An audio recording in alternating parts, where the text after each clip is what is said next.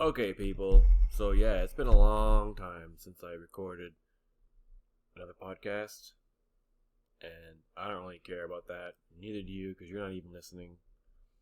But this is episode 4 of the InkCast Screenwriting podcast, and I don't think I really need to get into the craziness of what's happening in the world right now. We all know the coronavirus is getting out of hand. It's getting worse. But again, we don't need to go over that, but I thought today I was going to talk about podcasts that I like because, it's a good way to pass the time regardless of this or not. Like, I listen to podcasts on the train or at work. But I was also checking out the Wrap and I found some lists of, things that are delayed. Now, this may or may not be a comprehensive list. I don't know. But I just found it, and I thought it would be cool to go through it to see what films are being delayed, suspended, or moved. Like, I've already just seen that some movies that are going to come out later this year are being pushed back to next summer. So yeah, here is all the movies suspended or delayed due to coronavirus pandemic.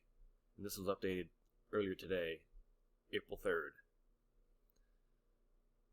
Alright, so No Time to Die. That would be No Time to Die is the next in the Bond films. And it looks like it's going to be postponed until November 2020. And I guess all these postponements and delays are all probably temporary. They could be temporary for now because we don't know. Like, at the rate it's going, the coronavirus isn't getting better, it's getting worse. So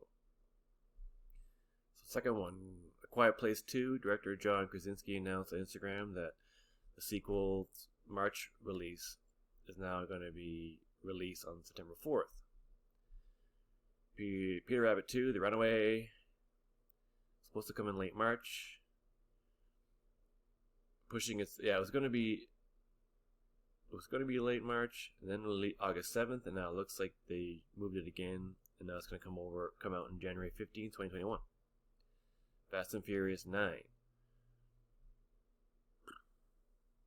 So it's going to come out on May 22nd. Jesus. They pushed it to almost a year from that. They pushed it to like a year. That's crazy. It was supposed to come out on May 22nd, 2020. Now it's coming out April 2nd, 2021. That is a huge push. And that's for a series that generates tons of money every year. Even though I haven't seen a Fast and Furious since 3.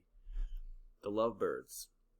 This is a movie starring Issa Rae and Kamal Nanjiani. It was supposed to come out April 3rd, and Netflix has acquired the film, and the release date is to be announced.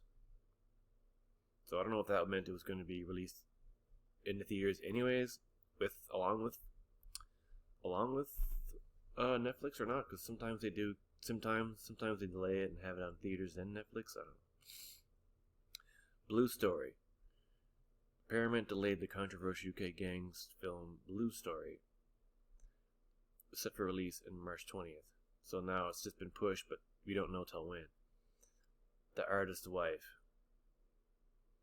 Limited release with Bruce Dern and Lena Olin. The film was meant to open in New York April 3rd, Los Angeles April 10th. Now it's just basically been no release date at all. The Truth. This is a film with Catherine Deneuve and Juliette Binoche, 2 French actresses from very different time frames. That's pretty cool. Also Ethan Hawke. It was supposed to come out summer 2020. It was supposed to come out March 20th, and it's been pushed to summer 2020 at an unspecified date. Mulan. Yes, we've already heard about Mulan. Disney postponed the release of its blockbuster live-action remake from March 27th to July 24th. Okay, so now it's July 24th. Here's one I've been interesting about. The New Mutants. Now, this film, I'm pretty sure I heard it was made in 2018, and they have not been able to release it. It's basically been this film has been cursed. The New Mutants is a film starring Maisie Williams and Anya Taylor-Joy and the dude from the older brother from Stranger Things. They're all basically like young mutants teaming up. And this show has been delayed. Movie's been delayed multiple times.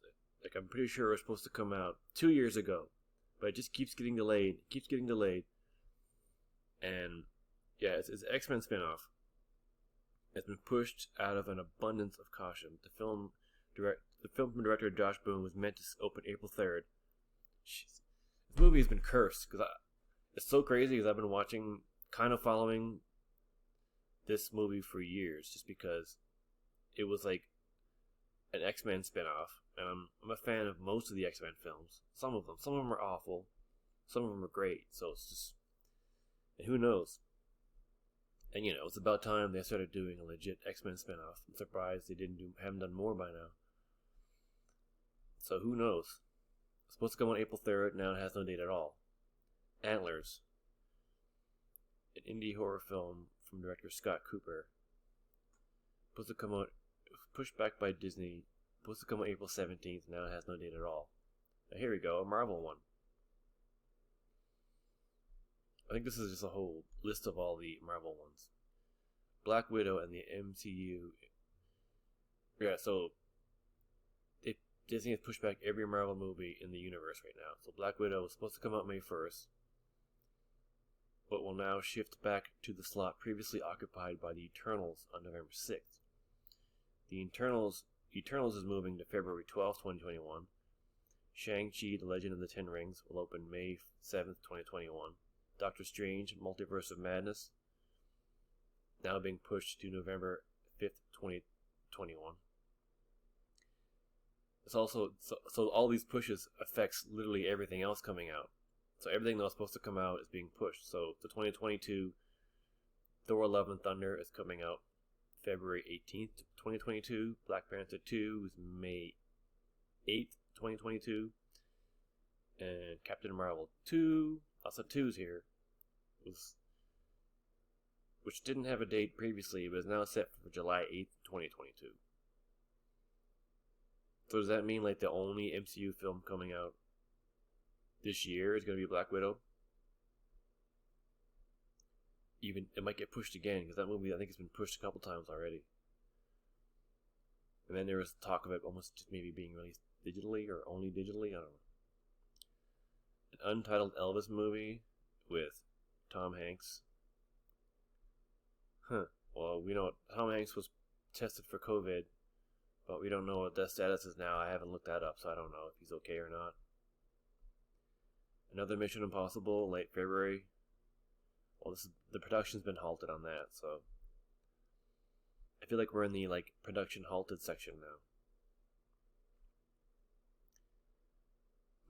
So The Nightingale, a film that was to star real-life sisters Dakota and Ellie Fanning, has been delayed.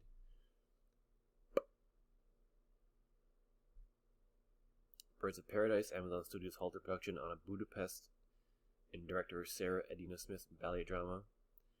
Jurassic World Domination, of course, there's going to be more Jurassic World movies. Universal put on a pause a third Jurassic World. These are basically just things that are being delayed now. Flint Strong, Universal halted production of boxing biopic starring Ice Cube. The Man from Toronto. Sony delayed the start of production of action comedy starring Kevin Hart and Woody Harrelson. Weird name for a film. So some official competition, comedy starring Penelope Cruz and Antonio Banderas. That's been delayed. And of course, The Batman, that's one that people are interested in.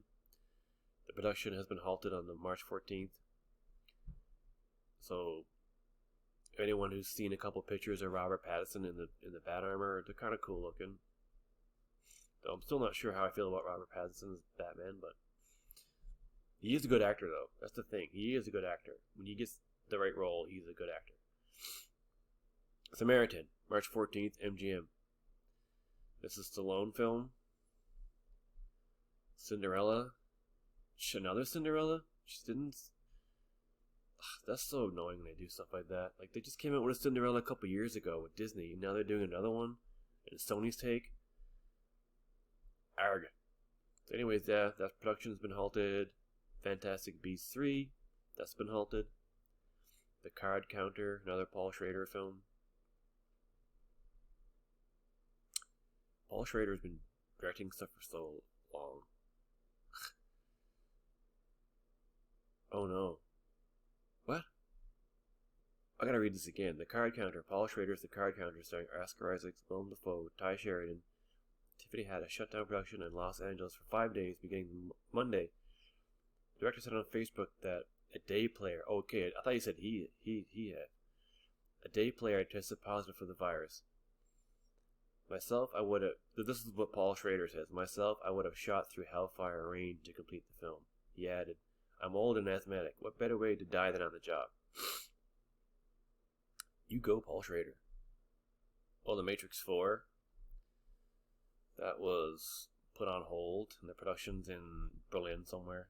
Berlin, Germany.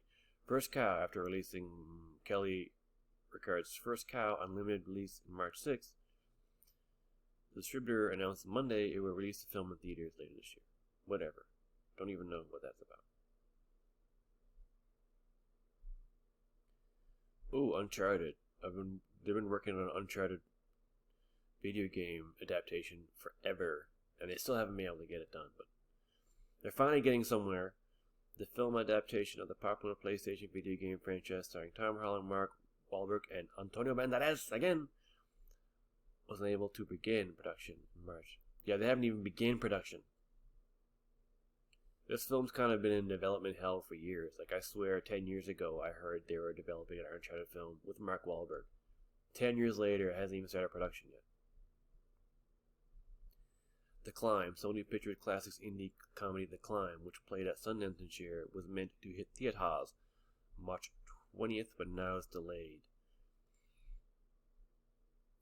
Avatar, like I care.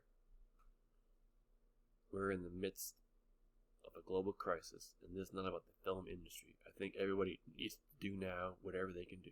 As we say here, do flatten the curve. So that just means that sequels to... Wait, that's weird. This is how it reads. Avatar. The sequels to James Cameron's 4 Avatar sequels. Huh? How can he have a sequel to 4 sequels that haven't been made yet? That doesn't even make sense. The sequels to James Cameron's 4 Avatar sequels. What does that mean? He's made 4 Avatar movies and no one's seen them yet? What are you talking about? I think it was a writing error there. There's some grammatical error. The personal history of David Copperfield. This was supposed to come out May 8th. Now it has no date at all. The Woman in the Window with Amy Adams. Supposed to come out May 15th. No release date. Bull. The theatrical release of Annie Silverstein's indie drama. Postponed, but will come on VOD and digital May 1st. Minions, The Rise of Guru, was initially supposed to come out July 3rd. Holy crap. That's insane to push a movie a year later. Like, it's supposed to come out July 3rd this year. Now the new Minions is coming out July 2nd, 2021. That's a friggin' year. Okay, Wonder Woman 1984. I've been hearing about this one. It was supposed to come out June 5th, and now it's coming out August 14th, but I keep seeing things about it maybe being released digitally, but those could be like initial a week ago. They're like, what do we do? Let's just release it digitally. No, we can't do it. We can't just release it digitally. We'll lose so much money. They're just going to try to keep pushing the dates. So I didn't know I heard about this. Ooh, that's my PS4. Sorry. Scoob. Scoob is the animated prequel film about a young Shaggy and Scooby-Doo. It's postponed indefinitely from its May 15th release.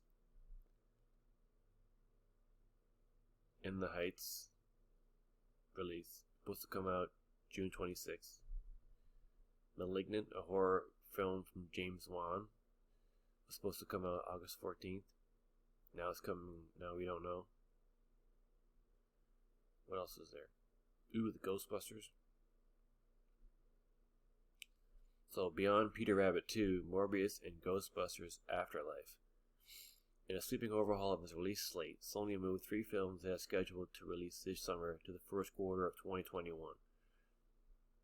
So, like I said before, Peter Rabbit's coming out January 2021, and Morbius and Ghostbusters have been moved to next March. So basically a year from now, or Morbius and the new Ghostbusters will come out. Greyhound, another WW2 movie with Tom Hanks, was to come in June. Now it has no date. Then Wicked, the film adaptation of the musical, Broadway musical. So it's supposed to come out December 22nd, 2021. So well more than a year from now, but now it's indefinite. Sing 2, Illumination Sing 2 will now open in the place vacated by Wicked. It will come out December 22nd, 2021. Top Gun Maverick, the sequel to the 1984 Tom Cruise film, pushed from June 24th to December 23rd, 2020. Candyman. Universal's horror film Candyman from director Nia DaCosta and produced by Jordan Peele will move from its June 12th release date to September 25th, 2020. Praise This. Will Packer produced musical comedy delayed from September 25th to a later date. SpongeBob movie Sponge on the Run. This animated film was supposed to come out May 22nd and now coming out July 31st. Jungle Cruise, The Shift of Mulan. With the shift to Mulan, Disney moved the release of the Dwayne Johnson adventure comedy Jungle Cruise back to a full year to July 30th, 2021. That's a long time. Free Guy. The Ryan Reynolds video game comedy was meant to open July 3rd, but now will open December 11th. A video game comedy I'm interested in. Not enough video game movies. The French Dispatch. Director Wes Anderson's French Dispatch moved from July 24th, 2020 to August 16th, 2020. Another Indiana Jones film. A 5th film starring Harrison Ford. It's now going to come out July 29th, 2022. And I don't think that's a good idea. He's too old. No offense, Harrison, I love you, but you're old. Stop playing Indiana Jones. Well, that's the end of the list of this updated list of what's been delayed and pushed back so far because of the coronavirus. This coronavirus is madness, but I don't think I need to get into any of that right now. So after that, I'm just gonna go and talk about some podcasts, because I think like podcasts are great. Everyone knows they're just such fun to listen to any time of the day, while you're driving, while you're in the grocery store with your headphones, you're at work, or you're cooking. They're just always fun to listen to, and I always have something playing when I'm in my apartment, whether it's on TV or through my phone or whatever. But I just wanted to talk about some of the podcasts that I really like. There aren't a crap load that I listen to, because I have to keep reminding myself basically to like, oh yeah, there's a new podcast. I should go watch that. I mean, I guess I could get my phone to do that for me, but the first one I want to talk about is the Q&A with Jeff Goldsmith. For anyone listening, that's theqandapodcast.com. And I've listened to Jeff Goldsmith for years. The first podcast I ever discovered was the one he used to do with Creative Screenwriting magazine. It was essentially it's the exact same format. Now he just does it on his own, but it's just this guy from LA, Jeff Goldsmith, interviews screenwriters and actors and directors in front of a live audience, which is something that I would love to go to because it sounds great. essentially they watch the film together, and then after they have a Q&A with the writer, director, actor. And I love listening to these things because it's always really great to listen to how a writer who made it got into the industry, how they broke in, their whole journey and story, and then they talk about the film that just came out. And looking at the site now, it hasn't been updated since March 14th, understandably. But the most recent interview is called Lost Transmissions with Juno Temple and Catherine O'Brien. I know Juno Temple, she's an actress, but so I don't know if that means she's interviewing as an actor or as a writer / director or whatever. Probably just a writer. Okay, so that's the first one I like. I like that one because I've been listening to it the longest, I think. But this one here is really great. This is the John August script notes. I'm pretty sure anyone that actually listens to screenwriting podcasts already knows about this one because it's like maybe one of the best ones out there. Just mainly because it's hosted by John August and Craig Mazin, who are both working screenwriters. So that's John August, JOHN August, AUGUST.com/script notes. And I think he has a certain amount of podcasts available for free, but anything older than a certain time you have to pay. Who knows? I mean, nowadays so many people are offering things for free or way cheaper because of coronavirus, which is one good thing coming out of this awful thing. But like I said, what's great about this more than anything is the fact that they're both working screenwriters and they're well known and they're famous. Like Craig Mazin is the guy that created Chernobyl, which if you've seen from HBO is excellent. He's also written some of the Hangover movies, which aren't, minus the first one. Most of them are pretty bad. But it's really good just to hear actual screenwriters who are working in the industry right now and what they're up to, or how they're dealing with what's happening. The most recent episodes from March 31st, so they're still making episodes because they don't have to leave the house to do this, so it's not like it's hard. But this is the one I'd recommend the most, I'd say. That, and then the John August. The Q&A with Jeff Goldsmith. Another one that I haven't listened to in a while, but I used to love it, was the On the Page podcast. That's onthepage.tv. This is with Pilar Alessandra. She is a well-known screenwriting coach in LA, and I got to see her talk. I got to see her do a talk in Vancouver once, and that was pretty cool. Just because at the time I was listening to her podcast a lot, and then there she was talking, and I'm like, that's cool. Hers is, she talks to a lot of industry professionals as well, and I don't know, I'm looking at the database, and I'm wondering if all their episodes are free, because there's a lot of many years of episodes you can go through. I honestly haven't listened to this for a while. Oh, here we are. Yeah, so if you can't find earlier episodes, you can get 25 episodes for 15. No, that's whack. I wouldn't want to do that. So essentially, from episodes 1 to 50 are free. Anything after 51, you'd have to pay. But they have up to 200 episodes. I don't know. I remember a time when you didn't have to pay for these. I remember just looking back at all the episodes I could listen to, and I would just listen to episode after episode. Yeah, they go all the way back to 2007. So there's a database of up to from a podcast from as far back as 2007 that you could listen to if you wanted to, spend the money. But it's a good podcast. Pilar is a busy screenwriting coach, and she's always interviewing industry professionals. But she also interviews a lot of people that are they're not famous or well known, but they still give you a lot of really good insight.